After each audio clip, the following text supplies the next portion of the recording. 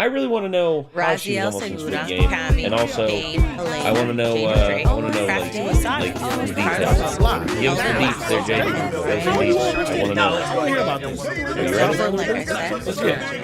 When I say I was almost in Squid Game, I specifically mean Netflix's reality show version, not like the actual one where people died. Sorry for a bit of a bait there, but also I'm not lying. So before I get into that whole story, I need to explain how I was even put in that situation to begin with. Early last year, Jacob, our friend Joe, my brother Jax, and I all went to this little Squid Game pop-up event hosted by Netflix. It looked interesting, to say the least. A combination of curiosity and boredom are what convinced us to buy tickets. Our Uber took us to the location provided, and we were dropped off at a scary back alley in the streets of LA.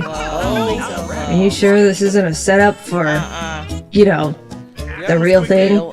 We hunted down the entrance, headed up Squid Game themed stairs, and inside was a big lobby with merch, snacks, decorations. You know what else was in there? No other human beings. We were the only ones there, along with the shape guys that were just staring at us. That is creepy. Are you sure this isn't— I don't know anymore. Staff signed us in and gave us numbered wristbands. What? It's like Squid Game! Eventually more contestants showed up, and soon enough we were herded into the starting room, decorated very much like no one actually cared about this thing. And if they did, corporate ruined it. The staff guy gave us the rundown on how the event was gonna work, all the rules, such and such, but sprinkled throughout the explanation were like a lot of safety hazard jokes. I know the concept of the whole thing is rooted in playing dangerous games and dying and ooh, evil dystopian. But he was saying things like, don't lean on the walls, you might rip through it, and I don't want to fill out any paperwork if you hurt yourself. Don't touch anything that you shouldn't touch. I don't want to have to fill out paperwork again. He was very anti-paperwork, like way more than the actual human safety part. Based on what we've seen so far, our group knew we were about to experience exactly what we were hoping for, but with not the death part. For the first game, we were led into a room with lines of glass squares. What? It's like Squid Game again! The glass jumping part! When it was your turn, the pattern on the 10 squares would be shown, and you needed to memorize which tiles to step on. It's like, well, I guess it's kind of like Squid Game. Kinda. The first batch of people stepped up, the patterns all flashed, but before anyone could begin stepping on glass, they were instructed to hold it and only take one step at a time. For the whole game, we had to watch everyone take one individual step, stop, wait to be confirmed, then take one more step.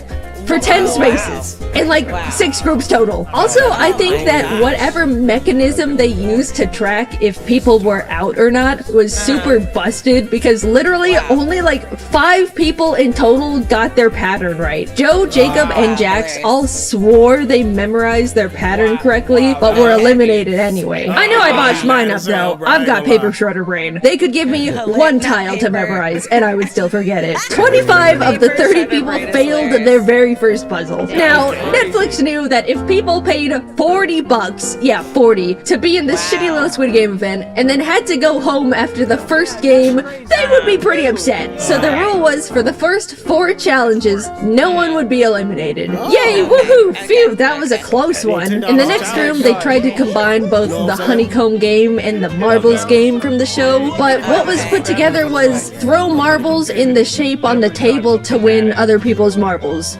It was very anticlimactic. Unfortunately, we were only able to gather in groups of 3, so Joe wasn't able to join us. Instead, he was paired up as a third wheel to a random couple that was obviously here on a date. Jax cleaned up shop on us, he got all our marbles within minutes. But over at Joe's table, malicious injustice was afoot. Apparently, the 2 people that were in a romantic relationship ganged up on Joe, and after taking all his marbles, just split them up between each other. Despite there being no actual stakes in the game, Joe was furious simply out of principle and swore to get revenge on them somewhere, somehow. Before he could even start any beef, we were brought into the next room, and again, we're split into groups, this time of 4. They really liked group activities in this thing. Walking through the doors to the challenge, everyone was stationed around a respective gift coffin. After opening them up, it was revealed we were going to be playing a big version of Operation, the game where you try to pick up fake little organs with fake medical tools without touching the sides.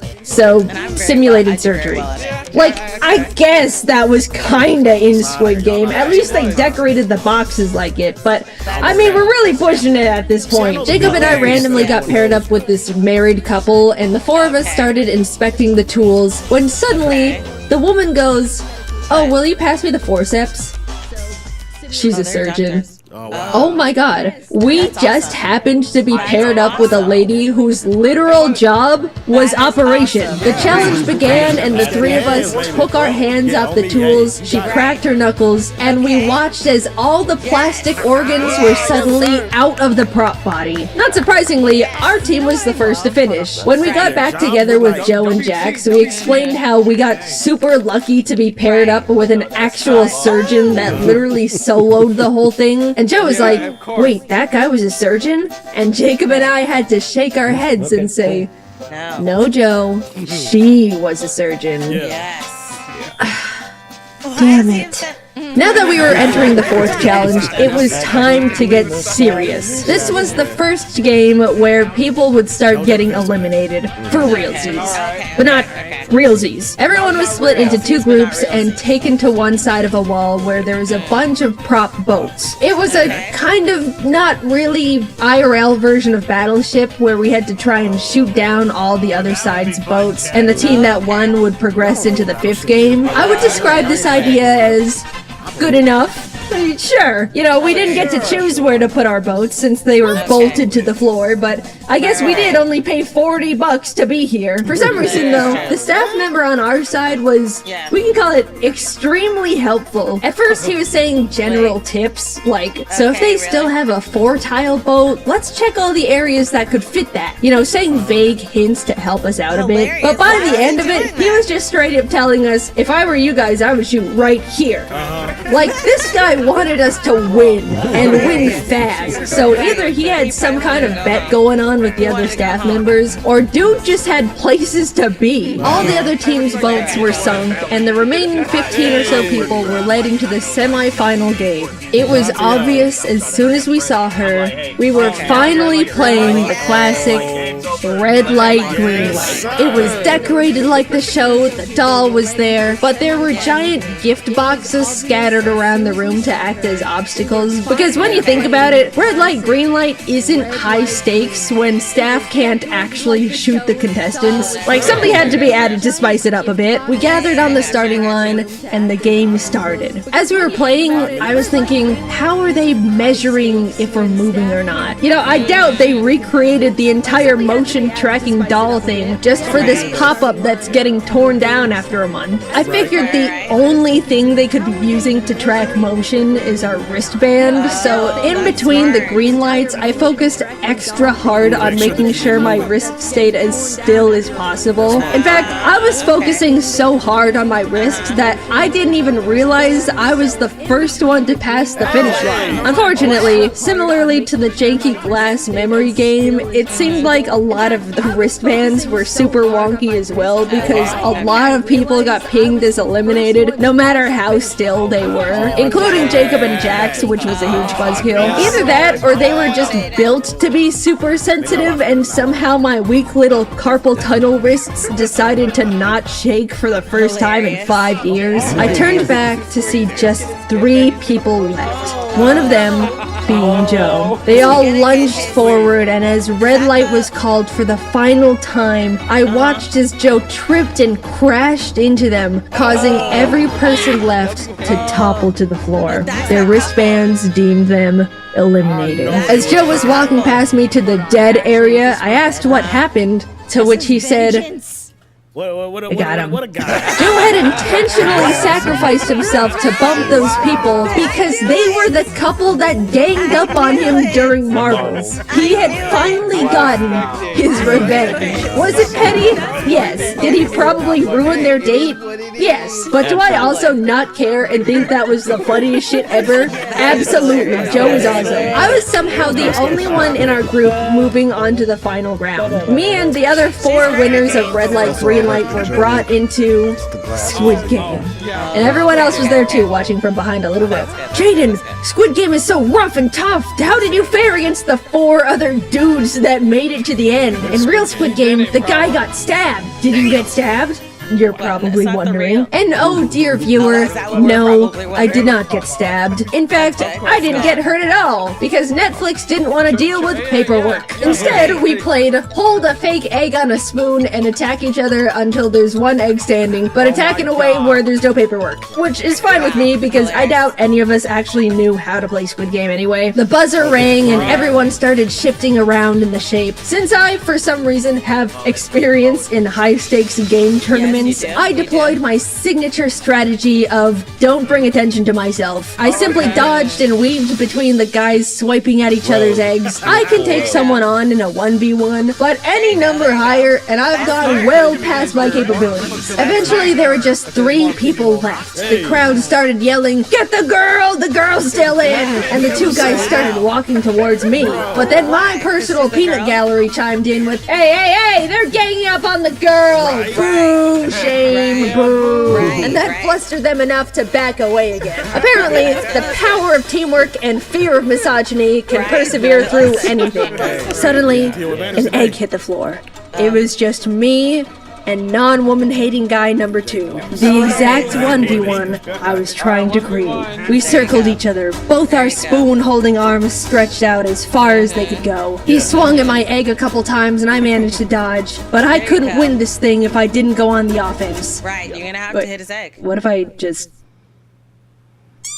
There we go. I won the silly little Netflix Squid Game pop-up. The front man came out and escorted me to the VIP area where he gave me a plastic animal mask, like in Squid Game. And we took awesome photos together, and I got an awesome t-shirt that said, "Winner!" And I didn't know it at the time, but as this was happening, the staff pretended to shoot all the losers with fake gun sounds. Unfortunately, I didn't get the 45.6 billion money prize like in the show. But along with the t-shirt, they did give me a special form to fill out that would give me priority application for Netflix's actual Squid Game reality show, Squid Game The Challenge, Season 2. I looked at the form and thought, you know, we'll just see what happens. Filled it out and was able to bring my friends back to the VIP room with me because winning isn't fun unless you do it with your friends. That's what Squid Game taught me. There were a bunch of snacks and alcoholic beverages in the winner area, and I gotta say, the alcoholic squid drinks were probably the worst things I've ever tasted. It was astonishing how bad they were. Over a year later, and I can still imagine it. I don't even know what ingredient could do that to a drink. Anyway, after I submitted my form, I half expected to never hear anything about it ever again. But to my surprise, Netflix reached out to interview me about potentially being a contestant on the show. In fact, I was forwarded to the next round of interviews 3 times to completely break any potential rules of confidentiality. I was starting to think there might be a chance I could actually be on the show. But eventually, the interviews came to a stop, and I have come to the conclusion they have moved on to better qualifying people. Most likely because I will admit I was a bit too honest during the interviews. They basically all just looked like this. What kind of a role do you think you would play in Squid Game as a contestant? I'd probably just be a follower. I don't like taking charge at all. How hard would you fight to win Squid Game? Not that hard. Have you watched the first season of Squid Game The Challenge? No. Well, I watched the first 20 minutes, but I turned it off because I thought it was really badly paced and boring. So that was that, and I'm okay with it. Or who knows, maybe they saw my very strange track record of winning game tournaments and got scared. It kind of seems like those kinds of really intense game shows, like real life Squid Game.